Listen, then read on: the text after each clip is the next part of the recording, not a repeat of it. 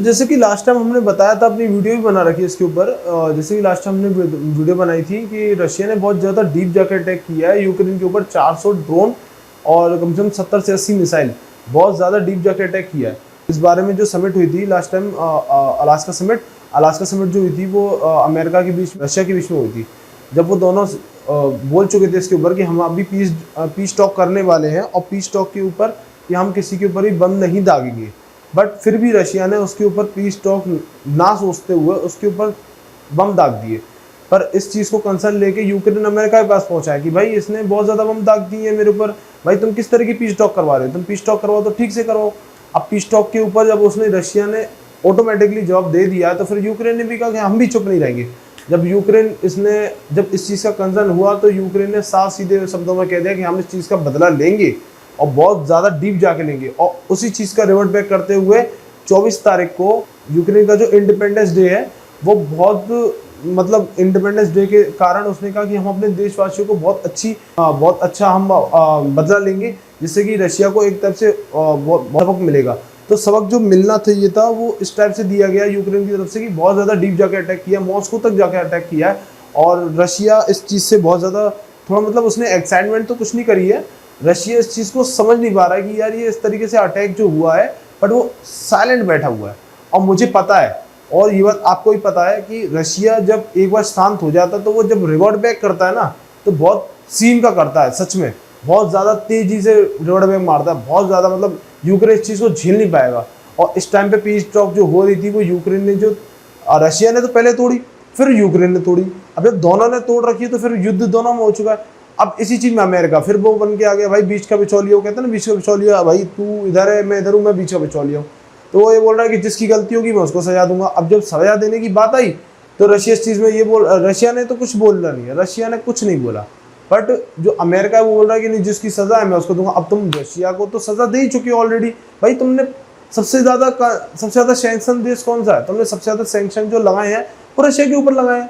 अब तुम उससे ज़्यादा उसको क्या सजा दोगे, क्या बोलोगे उससे? भाई आखिर वो परमाणु देश है। दूसरी बात क्या है कि रशिया से तुम नहीं इन्वॉल्व हो सकते हो। रशिया भी बहुत ज़्यादा पावरफुल है, आई नो दैट, कि अमेरिका बहुत ज़्यादा सही है, अमेरिका अपनी तरफ में बहुत ज़्यादा सही है कि भाई उस पर बतेरी मिसाइल है, बतेरा आर्मी है, उस पर एक उसकी चीज़ें बहुत ज़्यादा महंगी आती है। मतलब उसके ग्लव्स है ना, ग्लव्स 70 लाख रुपए के उसके खाली ग्लव्स, मिसाइल्स उसकी जो वो है ना, वो बहुत ही ज़्यादा एक्सपेंसिव होती हैं। एक्सपेंसिव के साथ साथ क्या है ना कि बहुत ज़्यादा एडवांस भी होती हैं। बट तुम रशिया से डायरेक्ट नहीं लड़ पाओगे, तो ये बात अमेरिका भी जानता है। बट तुम यूक्रेन को एक बार के लिए टॉर्चर कर सकते हो, उसको बोल सकते हो कि भाई ये चीज़ों को बंद करो। पर रशिया से तुम डायरेक्ट नहीं बोल सकते, वो पहले से सैंक्शन देश रह चुका है, तो उसको तुम डायरेक्ट जाके कुछ नहीं कह सकते हो। दूसरी बात, अब भारत इस चीज़ में शांत बैठा हुआ है। अब ये बात अमेरिका को भी पता है कि भारत से जो पीस टॉक जो होने वाली है, वो भारत से ही होके जाने वाली है, वो किसी और के थ्रू नहीं जाएगी, क्योंकि भारत और रशिया की अच्छी दोस्ती है। तो भारत से ही सारी चीज़ें होके जाने वाली हैं और भारत से ही पीस टॉक होगी। तो उसने 50% टैरिफ जो लगा दी, हमने लास्ट टाइम इसके ऊपर वीडियो भी बना रखी है, बट आपने शायद देखी ना हो, तो मैं उसका नीचे डिस्क्रिप्शन में उसका लिंक डाल दूंगा, तो आप उसको जाके देख सकते हो। तो भारत के ऊपर 50% जो टैरिफ है वो कल से अनाउंस होने वाला है, 26 तारीख से। अब 24 तारीख को उसने हमला किया है। अब भारत इस चीज़ में शांत बैठा हुआ, भारत कुछ नहीं कह रहा। इसी चीज़ को कंसर्न रखते हुए डोनाल्ड ट्रंप ने क्या बोला? डोनाल्ड ट्रंप ने साफ बोला है कि मैं भारत को बात करूंगा। भारत को जब उसने कॉलिंग की है, अमेरिका ने 4 बार कॉल करा है भारत को। भारत के साथ इतनी ज़्यादा रिलेशन उसने खराब कर ली है ना, बहुत ज़्यादा खराब कर ली है, मतलब तुम सोच नहीं सकते हो। भाई भारत ने उसका कॉल नहीं उठाया अमेरिका का। भारत एक ऐसी उस चीज़ों में आ चुका है, भारत एक ऐसे देशों में आ चुका है ना, डायरेक्ट अमेरिका को जवाब दे रहा है कि नहीं भाई, हम अपने हित के लिए काम करेंगे, हम तुम्हारे हित के लिए काम नहीं करेंगे। हमें जहाँ से परचेस करना हो हम वहाँ से अपना तेल परचेस करेंगे, और तुम हमें इसको नहीं समझा सकते हो कि हम किसके रिगार्डिंग काम करें, हम अपने ही हितों के लिए काम करेंगे।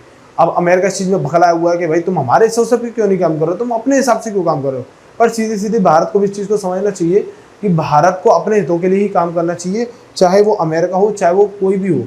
भारत को अपने हितों के लिए ही काम कर रहा है। इस चीज़ों को बहुत ज़्यादा पूरी दुनिया देख रही है। रिसेंटली जापान ने भी इस चीज़ को नोटिस किया। जापान ने ऑलरेडी भारत में इन्वेस्टमेंट करने की घोषणा कर दी कि भाई भारत एक ऐसा देश है जो किसी से नहीं डर रहा।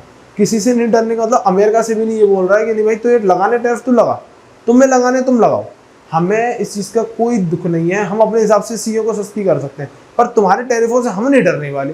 तो भारत इस चीज़ को लेके बहुत ज़्यादा कंसर्न है। अपने उस चीज़ों में मीटिंग भी रखी थी मोदी जी ने, और मोदी ने साफ, अमेरिका का साफ कॉल आया 4 बार अमेरिका का कॉल आना किसी देश को और वो कॉल ना उठाए ना, बहुत बड़ी बात होती है। तो अमेरिका ने सीधे सीधे उसको भारत ने उसको सीधे सीधे मना कर दिया तो हमें कोई दिक्कत नहीं है, तुम्हें लगाने टैरिफ तुम लगाओ, हम तुम्हारा कॉल भी नहीं उठाएंगे, हम तुमसे बात भी नहीं करेंगे। तो अमेरिका इस चीज़ से बहुत ज़्यादा बखलाया हुआ है, पर उसने जो मतलब अमेरिका ने जो अपनी इमेज बनाई थी ना भारत के आगे पहले कुछ सालों से, कम से कम 10-20 साल से उसने जो इमेज बना के रखी कि नहीं हमें भारत के संग अच्छे व्यवहार रखने हैं, हमें भारत के संग अच्छी टॉक करनी है, हमें भारत के संग अच्छे रिलेशन रखने हैं, उसकी धज्जियां उड़ा के रख दिया डोनाल्ड ट्रंप ने। अमेरिका जब भारत आए थे तो एक नमस्ते ट्रंप चला था, नमस्ते ट्रंप बहुत ज़्यादा वायरल हुआ था और मुझे लगा था कि शायद भारत के लिए इस बार बहुत अच्छी अपॉर्चुनिटीज़ खुलेंगी और बहुत ज़्यादा इस बार है ना पॉजिटिव रिव्यू आएंगे, बट ट्रंप ने तो बिल्कुल ही उल्टा चल दिया। तो मतलब अमेरिका के ऊपर तो ट्रस्ट करना है ही नहीं।